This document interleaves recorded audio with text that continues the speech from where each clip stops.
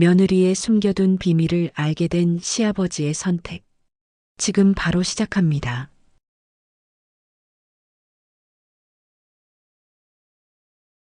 며느리가 새벽마다 몰래 사라진다면 당신은 그냥 두시겠어요? 시아버지는 그날 저를 봤어요. 문 밖에서 제가 몰래 나가는 걸요. 손엔 가방이 있었어요. 그 안엔 약봉투랑 낡은 인형 하나, 그리고 누구에게도 보여줄 수 없는 비밀이 있었죠. 수진아, 어디 가니? 이 새벽에? 그분의 목소리가 조용했어요. 저는 침착한 척 웃으며 말했죠. 그냥 친구가 아파서요. 잠깐 다녀올게요. 거짓말이었어요. 그분의 눈빛이 너무 따뜻해서 더 이상 말을 이어갈 수가 없었어요. 집을 나와 걸었습니다. 하늘은 아직 캄캄했고 바람이 축축했죠.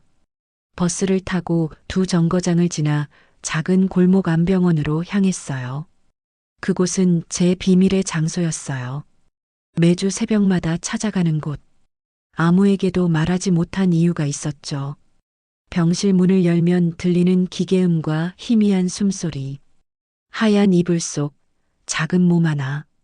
그 아이의 이름은 한별이에요. 3살이지만 몸이 작고 늘 누워만 있죠. 산소호흡기 소리 사이로 약하게 들리는 숨, 그게 제가 사는 이유가 되어버렸어요. 간호사들은 저를 한별이 엄마라고 불러요. 그럴 때마다 움찔했어요. 아니에요. 저는 보호자일 뿐이에요. 그렇게 말했지만 마음은 이미 거짓이었죠. 그 아이를 처음 본 순간부터 나는 그 애를 내 아이처럼 느꼈으니까요. 처음 본 건 1년 전이에요. 봉사활동으로 들렀던 병원, 중환자실 구석 침대에 누워있던 아이. 작은 손이 제 손가락을 꼭 잡았을 때 세상이 잠시 멈춘 것 같았어요. 그날 이후 그 아이를 두고 그냥 돌아올 수 없었어요.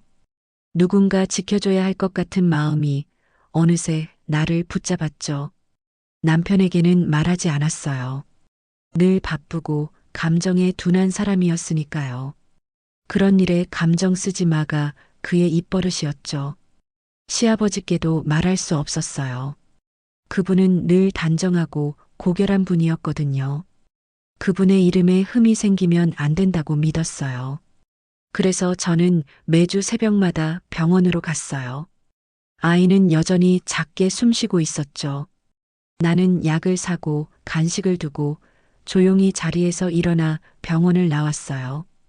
그게 내 하루의 전부였어요. 그런데 그날 그 병실 앞에 낯선 여자가 서 있었어요. 흰 코트를 입은 중년 여성이었죠. 그녀는 나를 보더니 미소 지었어요. 당신이 수진 씨죠? 네. 저를 아세요? 그럼요. 그 아이 엄마가 돌아가시기 전에 당신 이름을 남겼어요. 순간 숨이 막혔어요. 나는 아무 말도 못했어요. 그 여자는 낡은 종이 한 장을 내밀었죠. 출생신고서 사본이었어요. 부정태수 모 김은영자 정한별.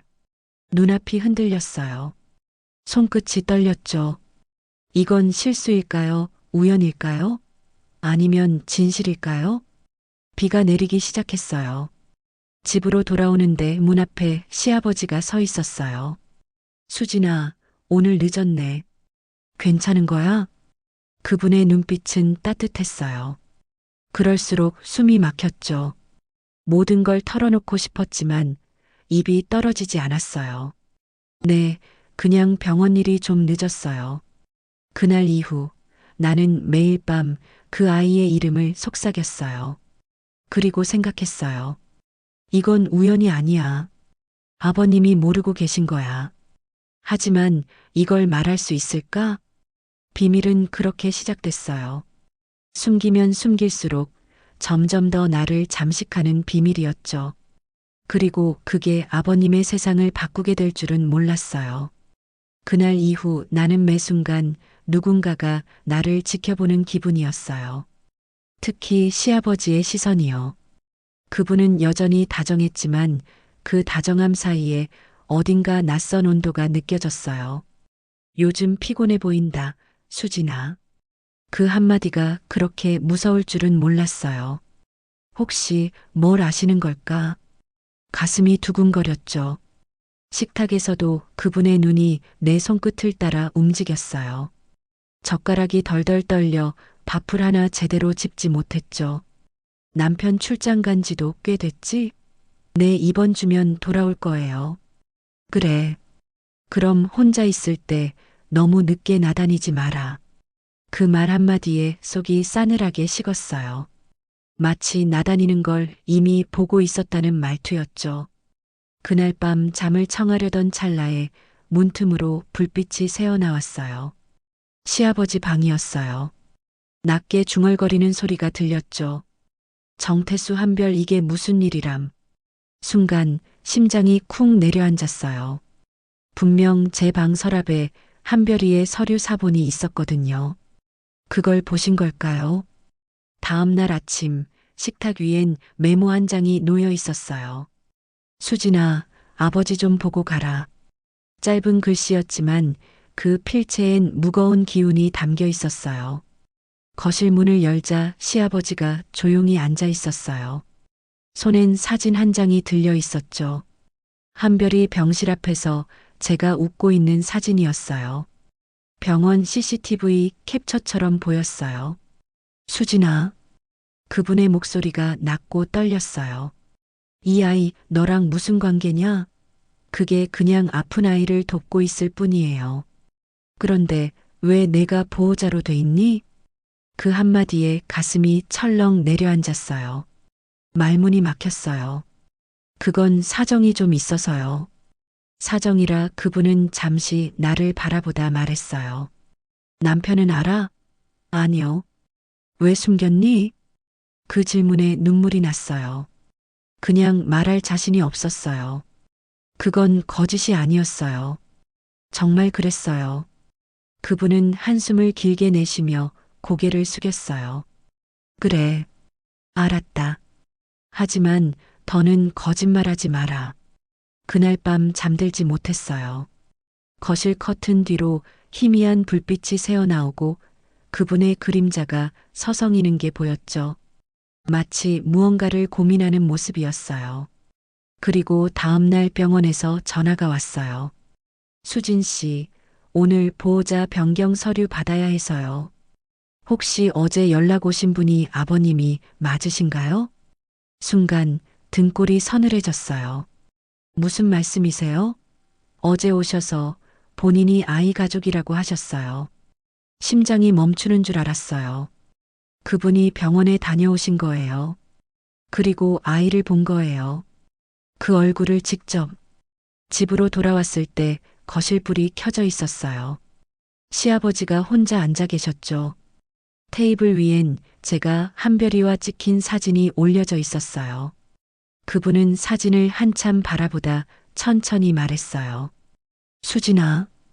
그 목소리가 이상할 만큼 차분했어요. 그 아이 이름이 한별이라 했지? 그 이름 어디서 많이 들은 것 같았어. 그분은 사진을 들여다보더니 낮게 중얼거렸어요. 눈매가 나를 닮았구나. 그 말을 듣는 순간 손끝이 떨렸어요. 수진아, 어제 병원에서 아이 서류를 봤다. 거기 아버지 이름 칸에 정태수라고 적혀 있더라. 그분은 내 눈을 똑바로 바라봤어요. 그건 내 이름이야. 그 한마디는 천둥처럼 가슴을 때렸어요. 공기까지 멎은 것 같았죠. 그분의 얼굴엔 충격보다 깊은 죄책감이 흘러 있었어요. 그 아이 내 피냐? 그분의 목소리는 거의 속삭임처럼 떨렸어요. 나는 아무 말도 할 수 없었어요. 그저 눈물이 뚝뚝 떨어졌죠. 그날 밤 거실엔 두 사람의 숨소리만 남았어요. 그리고 알았어요.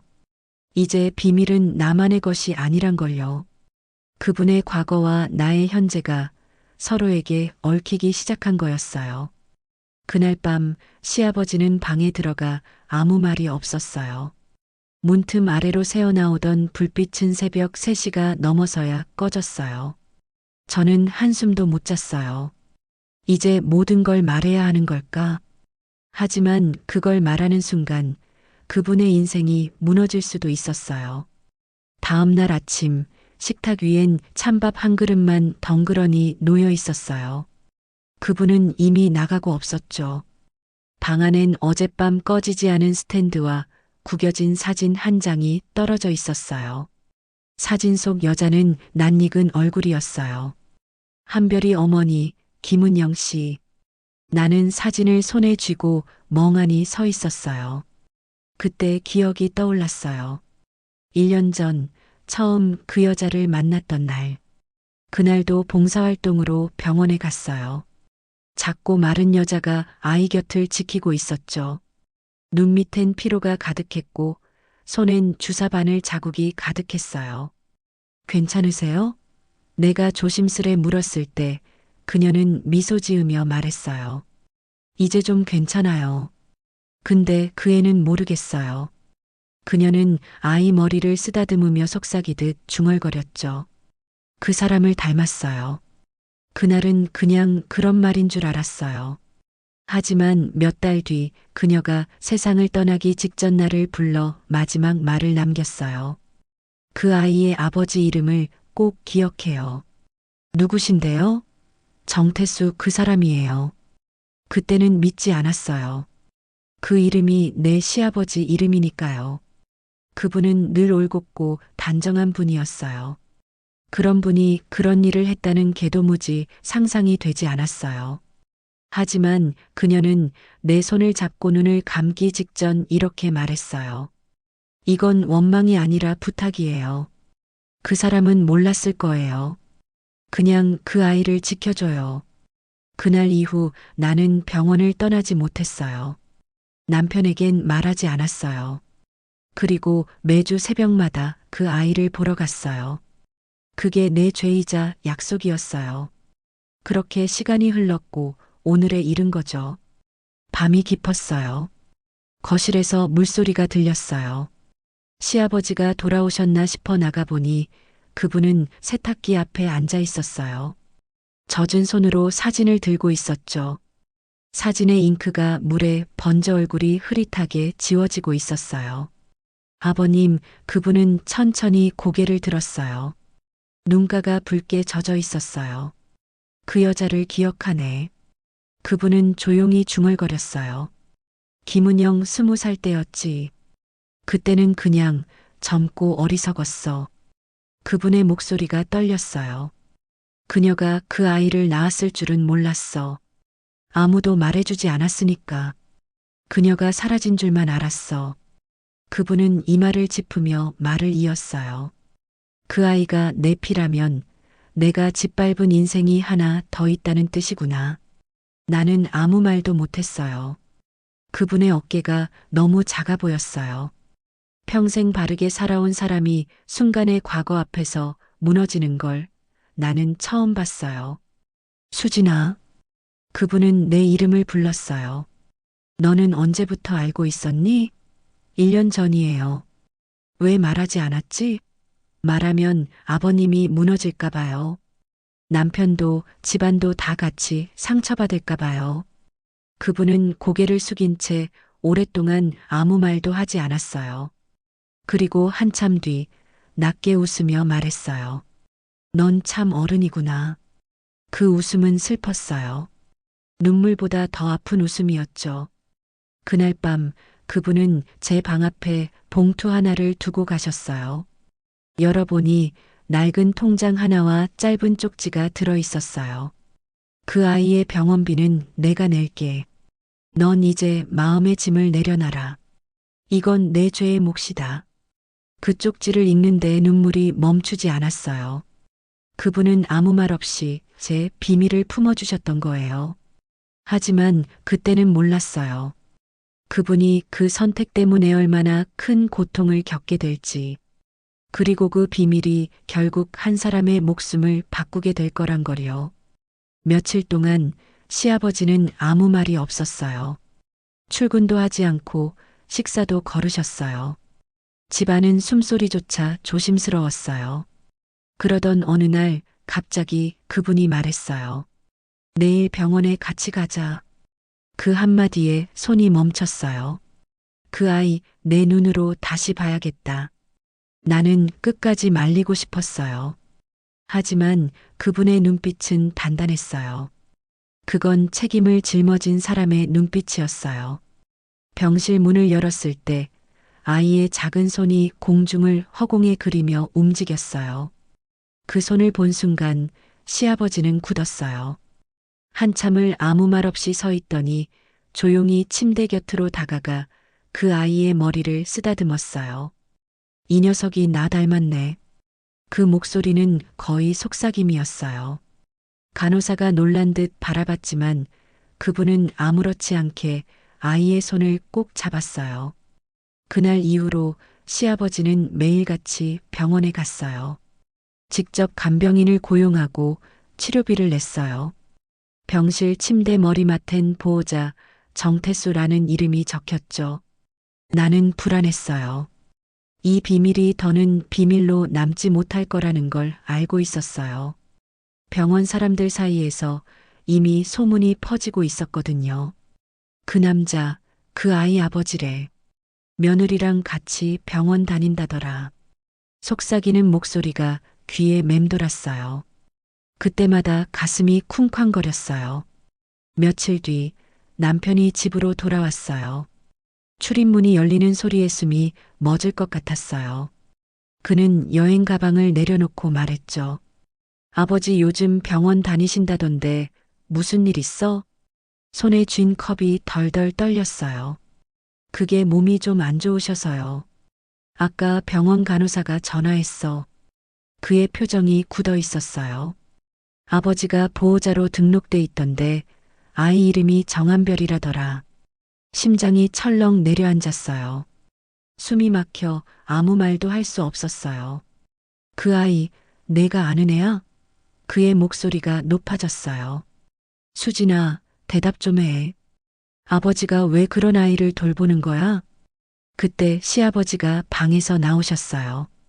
그만해라. 짧고 단호한 목소리였어요. 남편은 놀란 눈으로 아버지를 봤죠. 아버지, 무슨 일입니까? 그 아이가 도대체 누구예요? 그건 나의 과거다. 그분의 한마디에 모든 게 멈췄어요. 남편은 아무 말도 하지 못했어요. 그분의 눈빛은 단호했고 부정도 변명도 없었어요. 그 아이는 내가 만들어 놓고 버려버린 인생이야. 수진이는 그 아이를 대신 키워준 거고. 순간 남편이 내 쪽을 바라봤어요. 눈빛이 복잡했어요. 그게 사실이에요? 나는 고개를 숙였어요. 미안해요. 나도 숨기고 싶지 않았어요. 하지만 그 아이를 버릴 수 없었어요. 남편은 한참 동안 서 있다가 아무 말 없이 밖으로 나갔어요. 문이 닫히는 소리가 온 집안을 울렸어요. 그날 밤 시아버지는 제 방 앞에 앉아 있었어요. 미안하다, 수진아. 그분의 목소리가 낮게 떨렸어요. 내가 죄를 짓고도 너한테 그 짐을 지웠구나. 나는 눈물을 닦으며 말했어요. 아니에요. 아버님이 그 아이를 만나주셔서 이제야 조금 숨이 쉬어져요. 그분은 조용히 웃었어요. 숨이 쉬어진다니 다행이다. 하지만 이제 내가 숨이 막힌다. 그 말의 뜻을 그땐 몰랐어요. 며칠 뒤 신문에 짧은 기사가 실렸어요. 은퇴교사, 불법 입양 및 보호자 허위 신고 혐의로 조사 중. 그 순간 머리가 하얘졌어요. 누군가 신고한 거예요. 아마 병원 쪽이겠죠. 세상은 그 사연의 진실을 몰랐어요. 단지 노인과 며느리의 이상한 관계만 떠들어댔죠. 그분은 경찰 조사에 응하며 말했어요. 모든 건 나의 책임입니다. 며느리는 모르는 일입니다. 그 모습이 너무 고통스러웠어요. 그분이 감싸려던 건 죄가 아니라 사람의 마음이었거든요. 그리고 그날 밤, 그분이 마지막으로 남긴 말이 아직도 귓가에 남아 있어요. 사람이 죄를 짓는 건 순간이지만 그 죄를 품고 사는 건 평생이더라. 그날 이후로 집안은 이상할 만큼 고요했어요. 뉴스 속 세상은 시끄러웠지만 우리 집은 시간이 멈춘 듯 했죠. 시아버지는 경찰 조사를 마치고 돌아와 잠시 저를 바라봤어요. 그 눈빛엔 분노도 슬픔도 없었어요. 그저 오래된 사람의 체념 같은 게 깃들어 있었어요. 수진아, 한별이는 이제 괜찮을 거다. 그분은 조용히 말했어요. 의료비는 다 정리했다. 곧 새 병원으로 옮길 거야. 아버님은요? 그분은 잠시 웃었어요. 나는 조금 다른 병원으로 갈 생각이다. 사람들을 가르치는 대신 이제 돌보는 일을 하려고 한다. 그 말이 이상하게 들렸어요. 그건 휴식이 아니라 결심처럼 들렸어요. 그날 밤 비가 내렸어요. 하늘이 낮게 깔리고 공기엔 비 냄새가 묵직하게 퍼졌죠. 그분은 방 문을 닫기 전 짧은 말을 남겼어요. 수진아, 내가 한 일 그건 죄가 아니야. 그건 사랑이야. 그 문장이 오래 남았어요. 그분은 그렇게 다음 날 떠났어요. 편지 한 장을 남기고요. 수진아, 내가 잘못 깨맨 인생을 내가 대신 풀어줬구나. 나 대신 고마워. 이제 내 몫은 내 손으로 정리하마. 너무 걱정하지 마라. 그분은 남쪽의 작은 마을로 내려갔어요. 거기엔 오래된 요양병원이 있었죠. 며칠 후 그 병원 원장에게서 전화가 왔어요. 정 선생님이 여기 오셔서 자원봉사를 시작하셨어요. 아이들 책을 읽어주시고 노인들 식사도 도와주시네요. 그 말을 듣는 순간 눈물이 났어요. 죽음이 아니라 삶으로 속죄하는 길을 택한 거예요. 시간이 흘러 한별이는 점점 회복됐어요. 예전보다 많이 웃게 됐죠. 의사가 그러더군요. 아이가 기적적으로 좋아지고 있어요. 누군가 꾸준히 찾아와 준 덕분인 것 같아요. 나는 미소를 지었어요. 그 사람이 누군지 알고 있었거든요. 시아버지는 매주 금요일 오후마다 그 아이가 있는 병원으로 찾아와 책을 읽어주고 조용히 돌아가셨어요. 그날마다 병실에는 은은한 비누 냄새가 남았어요. 가끔 편지가 왔어요. 글씨는 삐뚤었지만 그 안엔 언제나 따뜻한 말이 담겨 있었죠. 여긴 조용하구나. 사람들 속에서 내가 잊었던 마음을 배우고 있어. 내가 말했지? 숨이 쉬어질 때까지 사람은 살아야 한다고. 나 이제 그 말이 뭔지 알겠구나. 그 편지를 읽으며 나는 매번 울었어요. 그분은 죄책감으로 떠났지만 그곳에서 다시 누군가의 아버지가 되어가고 있었어요. 몇 달 뒤 나는 한별이를 데리고 남쪽으로 내려갔어요. 병원 정원 벤치에 앉은 그분이 보였어요. 햇살이 얼굴을 비추고 있었고 그분은 아이를 보자 천천히 일어나 웃었어요. 많이 컸구나, 한별아. 그 목소리는 따뜻했고 그 순간 나는 알았어요.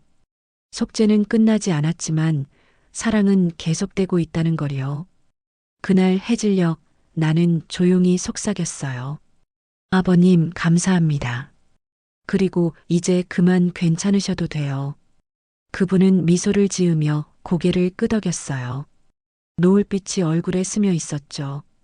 그날 이후 그분은 여전히 그곳에 계세요. 사람들에게 정 선생님이라 불리며 아이들에게 동화책을 읽어주는 노인으로. 그리고 나는 여전히 한별이 곁에 머물러 있어요. 가끔 창문을 열면 멀리서 들리는 바람소리 사이로 그분의 목소리가 들리는 것 같아요. 수진아, 잘했다. 이젠 눈물이 아니라 미소로 그 말을 받아요. 아버님은 제 비밀을 알고도 아무에게도 말하지 않으셨어요. 그건 용서가 아니라 삶으로 하는 속죄였죠.